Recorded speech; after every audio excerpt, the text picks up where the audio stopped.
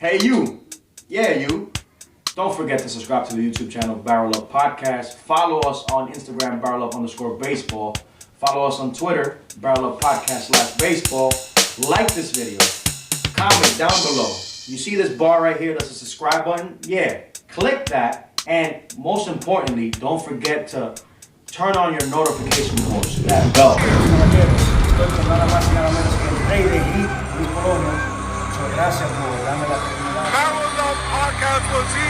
Tenemos un gran contenido con un pilar de béisbol, Domingo Leiva, segunda base de las grandes ligas de Arizona Diamondbacks. Mi hermano, ¿cómo te sientes? Tranquilo, manito, gracias a Dios. BarrelUp podcast was here. Ese es mi compañero Darryl. Bienvenido a BarrelUp Podcast. Gracias por... BarrelUp podcast was here. Mi hermano Willy Adames. ¿Qué es lo que, brother? ¿Qué es lo que? Dime a ver, bro. Todo bien, ¿y tú cómo tú estás? BarrelUp podcast was here. We were here. You need to be here. History was made tonight. Where were you? It's been a pleasure.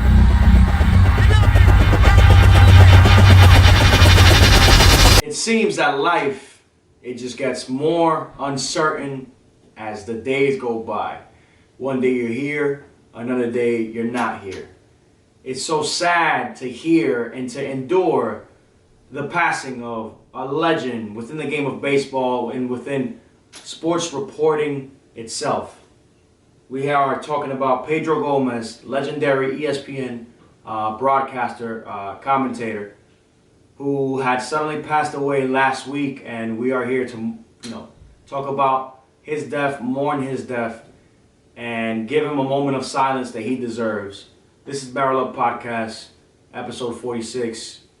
We're going to give him a moment of silence today.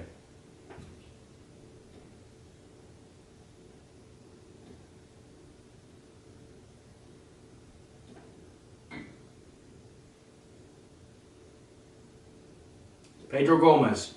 If you guys didn't know, Pedro Gomez has been in the sports reporting world for 10 plus years. He was beloved throughout every sport. ESPN Deportes commentator as well in Spanish. Very versatile and talented human being. Has left this world, and we are saddened to hear the news. The baseball community, like I said moments earlier, is very saddened. The guy was full of joy, spontaneous characteristics of his nature, and he brought a side to his reporting that was very unique and that will be dearly missed. Darryl, any first thoughts? Super tragic, honestly. A guy that I grew up admiring in the field of journalism, broadcasting. He was the heart and soul of baseball for ESPN. Very, very, very true. He resided in Florida, and all hearts go out to the Gomez family, as we know that they are enduring a very, very hard time. You will be missed. With that being said, welcome to BarrelUp Podcast. This is episode 46.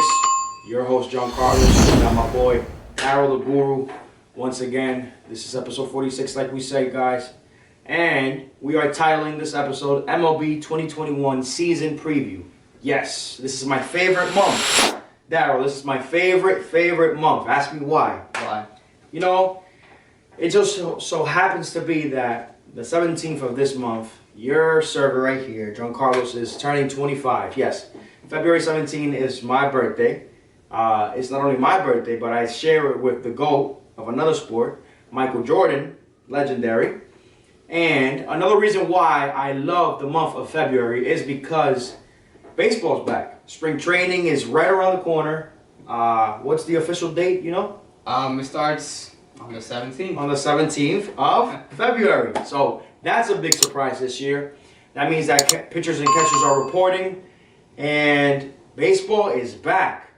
Before the season, before the spring training season begins, there was talks where the Major League Players Union, they had declined the offer by the MLB Commission of 154 games and stuff like that. So we're going to have regular baseball, and it's very exciting just to know that baseball's back. But leading into spring training, there are major moves. Like, I would say that 2020 was a year to remember because of all this nuance of the coronavirus.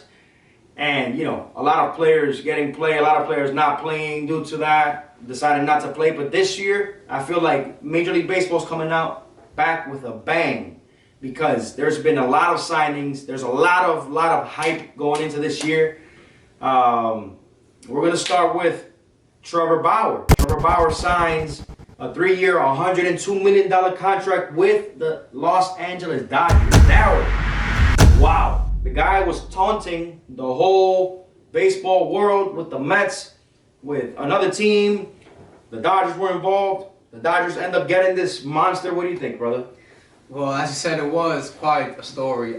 Trevor Bauer, beginning that day that he signed, had a principal agreement with the Mets. Supposedly, the Mets thought that meant that, hey, I'm going to sign with your team. But in the case of Michael Brantley a couple of weeks back, oh my God, that wasn't the case. So it was reported that the Mets offered him a higher contract, which was, I think, $110 million. But Trevor Bauer ultimately signed with the Dodgers because of the way that contract was structured. What is the contract structure that it is favoring Bauer? Because I honestly thought that it was a done deal. I was adding Trevor Bauer to my fantasy league as, I thought he was going to be with the Mets. That would have been a great pickup. What had him side with the Dodgers? So the Mets offered him 110 to 115 mil, 3 years, the same as the Dodgers. Mm-hmm. But they had the money scattered more. Okay. So he wasn't going to make as much as he's going to make with the Dodgers. He was going to make 30 mil with the Mets if he signed. Okay. But the Dodgers countered it with, listen, we're going to give you all the money up front. So he signed a 3-year, $102 million contract. The first 2 years, his first year, he will make... It's an opt-out. He will make 40 mil with an opt-out. Okay. And in the second year, he'll make 45 million with a second opt-out. And then in the third year, he'll make $17 million, no opt-out. That'll be the final year of his contract. Damn, man. He's a very smart player in and out of the field. He talks a lot of trash sometimes, but he can back it up. And I guess he did what favored his career at this point. He's not going with the hefty contract, years locked in with a team. He's taking the safer way out and still getting his bag, his money.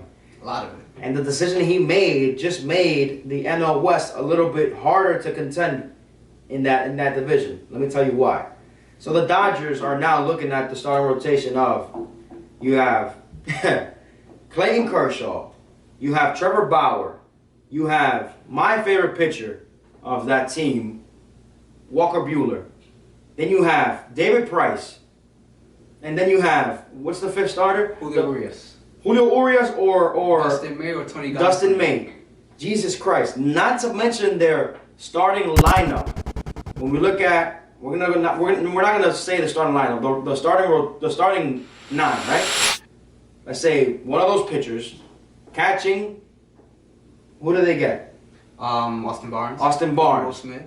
Yes, or Will Smith. First base, Max Muncy. Second base. Well, now it's up in the air, but It's up in the air. Gavin Lux gets to try this year. Gavin Lux. You have Seager. Third base in the mix. The outfield you don't want to even talk about. Mookie Betts. You have Bellinger. And you have AJ Pollock. These Dodgers, they want to repeat. That's what they're doing. Moving on. Darryl. One of the players that we talked about in episodes before, Marzolo Zuma. Remember last year, people were doubting him. The Braves gave him a one-year contract. He was on the decline. 4 years, $65 million contract at this stage in his career.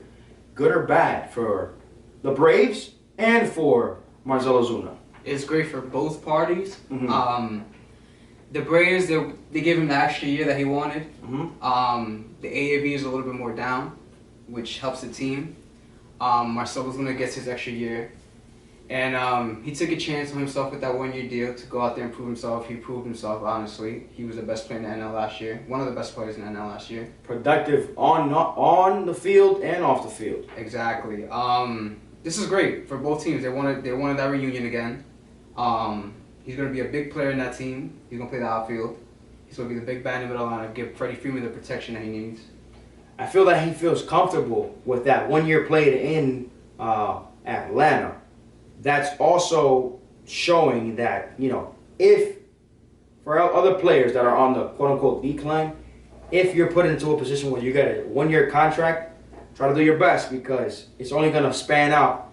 And 1 year can make a difference, especially in a guy, in a career of like a player like Marzolo Zuma, who we all know, he's an all-star. But there's things that happen. So, redemption year. Props to him. Hope everything goes well for him and the Braves. Not so much. I'm a Met fan. I'm a Red Sox fan as well. With that being said, we're gonna move on to the NL East. The Phillies stay with their catcher, arguably the best catcher in baseball right now, JT Realmuto. 5 years, $115 million. By far, out of the 3 signings we've talked about so far, the most money. 5 years, $115 million for that stud. I think personally that he's a perfect fit for that lineup. What do you think? What do you think for Realmuto and the Phillies? I mean, they hired Dave Dombrowski. I'm very familiar with him. Oh, Red Sox guy. Red Sox native. Yeah, his goal was to kind of stay low with terms of payroll, but obviously when you got a catcher like that in the market and you play on your team, you got to keep him. You got to find ways to keep him, and they did. I think his market saturated a little bit because he took too long to sign. I think he lost a few teams like the Mets who could have given him a little bit more. But he set the record for most money as a catcher. As a catcher, yeah, of course. How much did he want? Beginning. About that, about 120, 150. That was his range. Okay. But the Phillies are the Phillies. I think they stay the same. They really didn't make anything to improve. They're coming back with exactly the same team. And they also brought back Didi Gregorius. Which is something that we have to enlighten here. Didi Gregorius back with the Phillies. So that's just solidifying that infield. And that's just solidifying another bat for the Phillies. The Phillies are a great contender this year as well for the National League, for the National League East, right? But let's keep it moving and let's keep talking about these major signings. So Yadier Molina, in this offseason, we were skeptical about where would Yadier Molina, the veteran, the GOAT, land. There was talks about the Yankees. There was talks about with the St. Louis Cardinals. And the guy is faithful to his team. He's faithful to that St. Louis Cardinal organization. He decides to sign a 1 year deal, $9 million. He doesn't want to retire yet. He says, I still have something left in the tank. What does that mean for Yadier Molina and the St. Louis Cardinals? Solidifying 1 year. I'm glad he's back with St. Louis. I can't imagine him on another team. Arguably, my favorite catcher for the last 10 years, the best catcher of our generation, to be honest. Of course, with hands down. Of course. Surely a Hall of Famer. Mm-hmm. Him and Adam Wainwright both returned on a 1 year deal. So I think they hold the record for most games played as a pitcher and catcher tandem. That battery is legendary right there. Both, in my opinion, Hall of Famers to go in. Yeah, they brought him back on a 1 year deal. I think he might not retire after next year. I think they might give him back. I'll give him another year. And St. Louis, man, they keep making moves. They keep making moves. We're going to talk about more moves that they have been making. But to stay on Yadier Molina for a hot second, Yadier Molina is a guy that any team would love to have. Not only because of his accolades defensively and offensively on the field, but the guy is just a baseball legend already. And he loves the game. If you were paying attention to the Caribbean Series, he was out there playing for Team Puerto Rico. He was out there playing for Team Puerto Rico in the Caribbean Series. A veteran that doesn't need to do that, showing love to his country. Props to you, Yadi, on your 1 year deal contract. Hopefully you still have another year left in the tank after that. We love seeing you. We love what you do for the game. Big props to you, big dog, right? So, now, let's go to talk about a little bit, a little, not the best signings, but not the worst either. The lower half of million that people got. Like basically almost the underrated side. The underrated signings, as you say, right?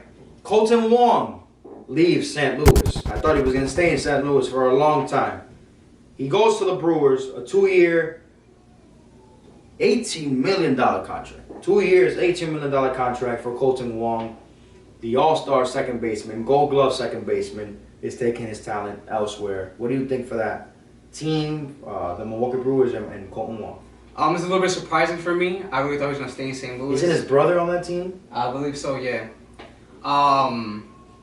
That's a great move for any team to make, but it's really good for Milwaukee. Milwaukee's on the verge of being hot contenders. Yes. They have a great roster. They're looking to add more depth to that. But Colton Wong, I mean, he plays really well in that park. If you look up at his stats in Milwaukee, he kills the ball in there. That's a good double play combination with Arcia, and Colton Wong. Let's see what spark they have this year.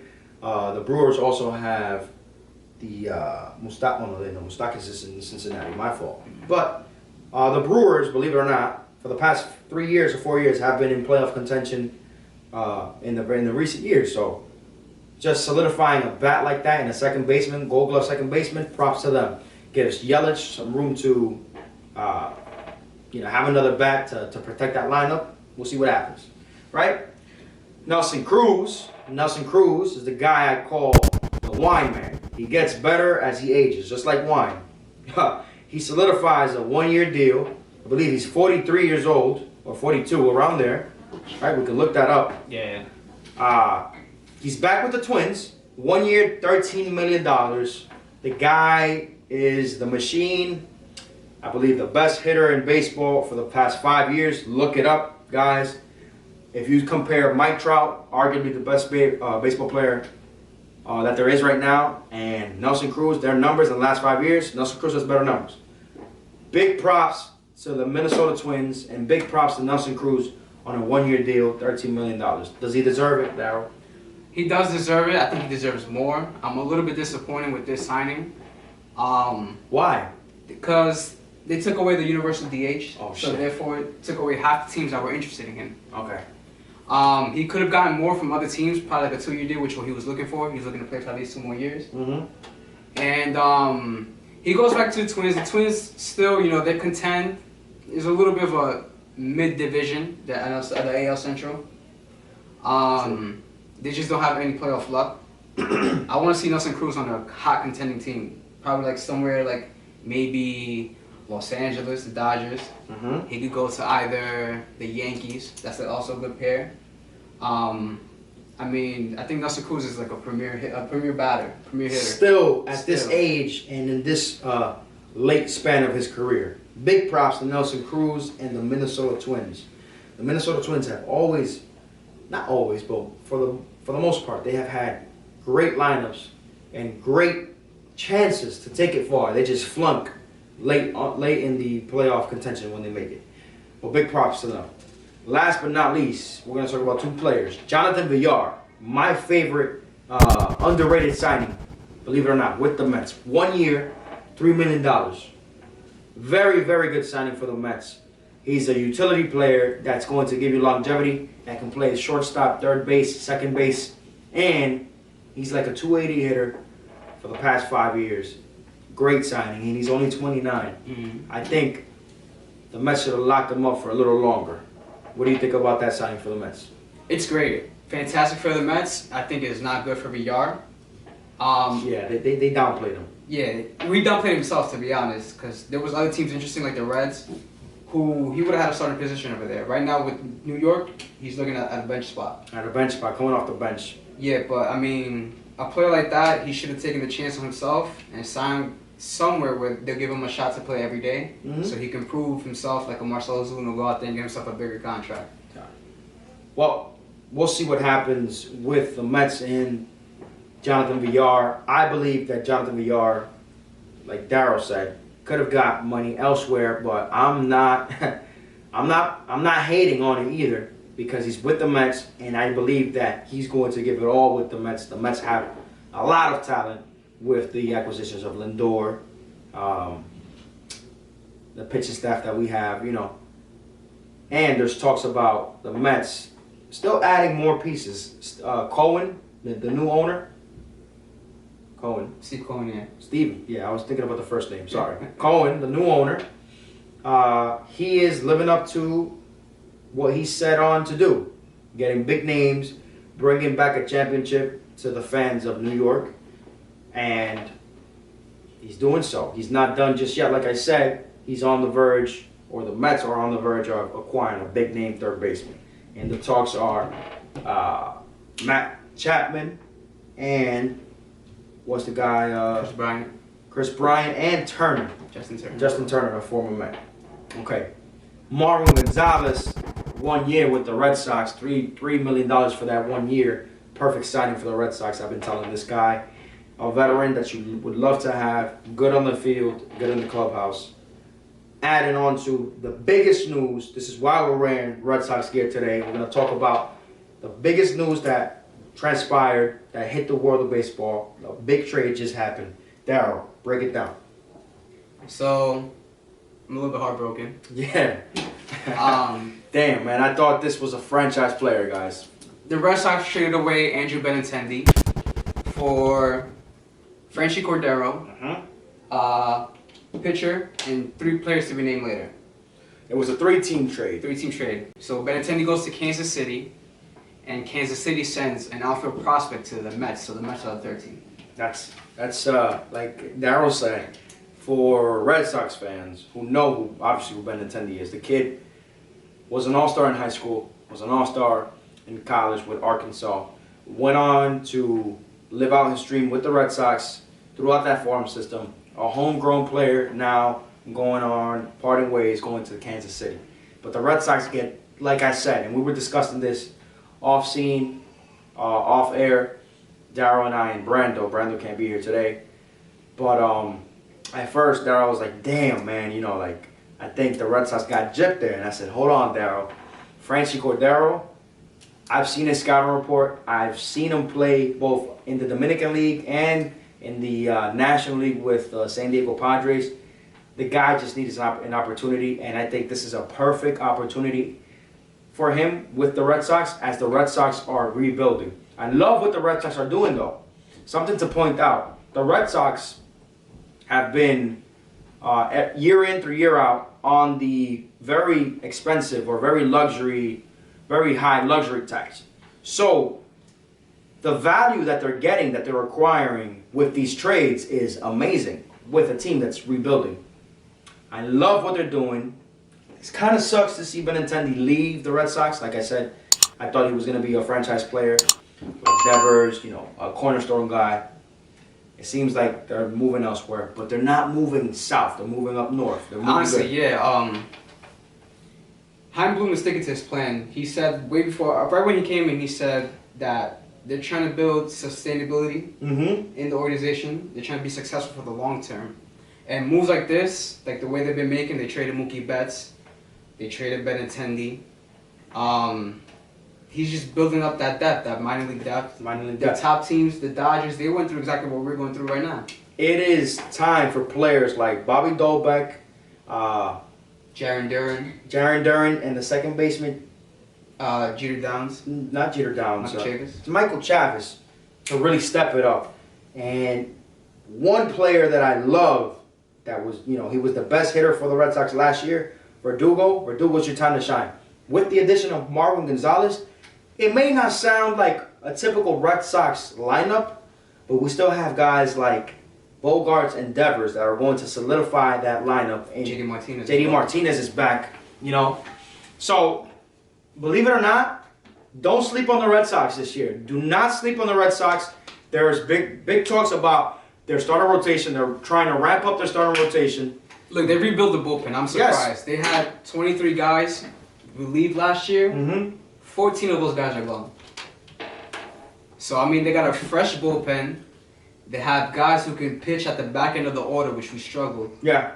They're going to get Chris Sale back mid-year. Eduardo Rodriguez is coming back this year. Nathan Eovaldi's coming back strong this year. There's still some guys out there in the free agency market. Red Sox should target. Do not sleep on the Red Sox is what we're saying. The Red Sox are doing the correct thing at this stage. in their existence. Right? It may look ugly now, but trust me. St. Louis has a very good chance at contending, which they, believe it or not, they do year in and year out, and they make it far in the playoffs. Nolan Arenado is going to be a very, very key piece of that clubhouse, of that team, to see what they're going to do this year. Darryl, how does this play out for the St. Louis Cardinals this year?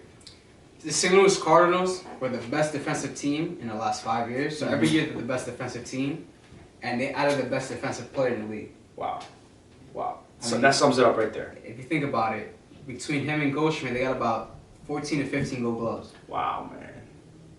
Both Goldschmidt and Arenado are 3 or 4 hitters in the lineup. You could put them anywhere. I want to see how, it's going to be interesting to see how Mike Matheny, which is still the manager, right? Yeah, I believe. I know. I don't think so. I don't think so. I forgot. We gotta review that. Yeah. Look at my smirk. Yeah, this is hilarious. How the hell don't I know who the hell is the manager for the St. Louis Cardinals? Anyway, it's going to be so interesting to see how that lineup plays out. What key pieces are going to be moved in and out of that lineup, as they have added not only the best, arguably the best defender in the game, but a very, very good bat to that lineup. Last but not least, when it comes to Major League on the move, right? We have Elvis Andrews, longtime Texas Ranger, captain basically for that team, moving on with his career. They have traded Elvis Andrews to the Oakland Athletics. In return, the Texas Rangers get Chris Davis. Major move right there. What are your thoughts, Darryl? I mean, these are two declining players. It makes sense. Texas need help in the outfield, and obviously Oakland need a new shortstop. Damn, bro. But it sucks to see players that you think they were gonna, finish their career with teams, and now Elvis Andrews is. I don't know. I don't see the Oakland Athletics going anywhere for the next couple years. I mean, they're gonna contend. They have a pretty solid team. They still got Matt Chapman. For the time being. Yeah. Not throwing shade on them. It's just sucks. They always find a way. Surprisingly, they always find a way. Last but not least, guys, if you are a fan of baseball, you had to see the Caribbean Series and what played out. See this hat right here? I wear it and I put it there with pride. Dominican Republic, Las Águilas, the Eagles, right? In translation. Las Águilas Cibaeñas, the crown champions of the Dominican League, went on to the Caribbean Series and put on a show. When I tell you they put on a show, they went undefeated. And they had key name players like Robinson Cano, Melky Cabrera, Juan Lagares, who just signed the deal. Congratulations with the Angels. Jonathan Camargo, he's not even Dominican. Played for the Dominican team. Yo, he was making some plays out there. He was making some plays. You saw the barehanded play that he made? Damn, that was crazy. But to say the least, it was very emotional to see how Dominican Republic, how we wear our pride on our shoulders and how we went out there and we handled business. They dedicated this, first and foremost, the tournament in Dominican Republic to Rodney Polonia, one of our close friends of this show, my close friend, rest in peace. Luis Polonia's son, who passed away in 2020. And it was lovely to see that DR brought it home, and they brought it home undefeated. Darryl, I know you were watching the Caribbean Series. What are your takes on that?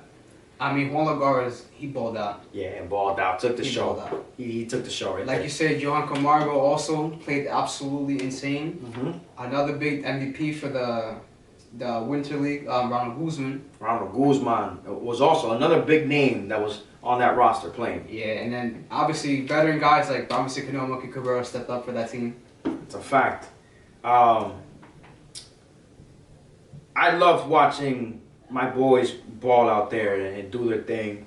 But the most important thing is how Cano, something I have to say about Cano. Cano, in the midst of this major scandal that he's in, watching him represent our country and the way he went out over there and he hit almost like 700 average. Props to you. You know, you're doing the right thing now. But most importantly, props to the Dominican Republic and for taking it home. Guys, with that being said, this is your boy John Carlos. This is BarrelUp Podcast, episode 46. Keep on subscribing to the YouTube channel. Follow us on IG, Instagram, BarrelUp_baseball. Follow us on YouTube, BarrelUp Podcast, and on Twitter, BarrelUp Podcast/baseball. This is your boy John Carlos, and this is my boy Daryl. We are out of here. Wait for the big episode next week or the week after. We have something coming. Boom! Hey you! Yeah, you! Don't forget to subscribe to the YouTube channel, BarrelUp Podcast. Follow us on Instagram, BarrelUp_baseball. Follow us on Twitter, BarrelUp Podcast/baseball. Like this video. Comment down below. You see this bar right here that's a subscribe button? Yeah, click that. And most importantly, don't forget to turn on your notification post, that bell.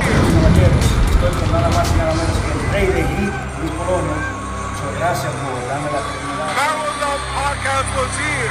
Tenemos un gran contenido con un pilar de béisbol, Domingo Leiva, segunda base de las grandes ligas de Arizona Diamondbacks. Mi hermano, ¿cómo te sientes? Tranquilo, manito, gracias a Dios, ¿sabes? BarrelUp Podcast was here. Ese es mi compañero Daryl. Bienvenido a BarrelUp Podcast. Gracias por BarrelUp Podcast was here. mi hermano Willy Adame. ¿Qué lo que, brother? ¿Qué lo que? Dime a ver, Siento, bro. Todo bien, ¿y tú cómo tú estás? BarrelUp Podcast was here. We were here.